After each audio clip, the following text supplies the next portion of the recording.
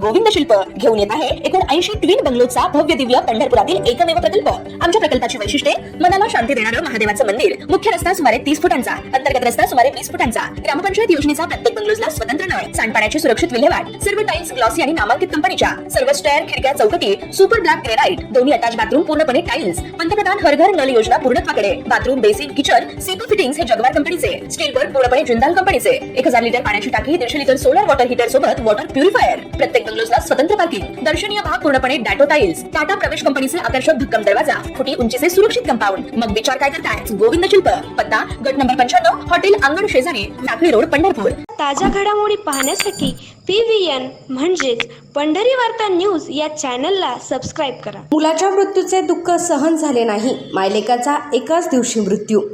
सांगोला तालुक्यातील माणेगाव येथे एका कुटुंबावर काळाने अक्षरशः घाला घातला। पहाटे मुलाचा हृदयविकाराच्या झटक्याने मृत्यू झाला आणि त्या दुःखाचा आघात सहन न झाल्याने अवघ्या 7 तासात जन्मदात्या आईनेही अखेरचा श्वास घेतला।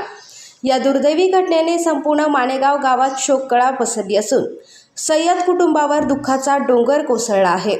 या घटनेत असलम अब्दुल सय्यद वय 42 वर्ष आणि त्यांची आई अप्रूफा अब्दुल सय्यद वय 67 वर्ष राहणार माणेगाव तालुका सांगोला यांचा मृत्यू झाला। मृत असलम सय्यद हे शेतीबरोबरच चिकन मटण विक्रीचा व्यवसाय करून आपल्या कुटुंबाचा उदरनिर्वाह करत होते। रविवारी 28 जून रोजी पहाटे सुमारे 4 वाजण्याच्या सुमारास त्यांना अचानक हृदयविकाराचा तीव्र झटका आला।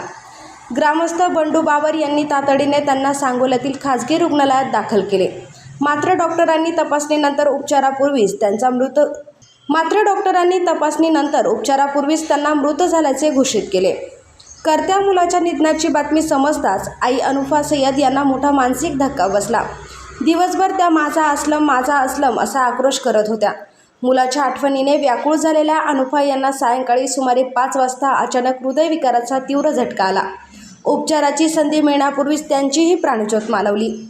एकाच दिवशी मायलेकाचा मृत्यू झाल्याने संपूर्ण गाव हळहळले। 2 वर्षापूर्वी कुटुंबातील आणखीन एका सदस्याचा मृत्यू झाल्याने सावरत असलेल्या सय्यद कुटुंबावर पुन्हा एकदा दुःखाचा डोंगर कोसळला आहे।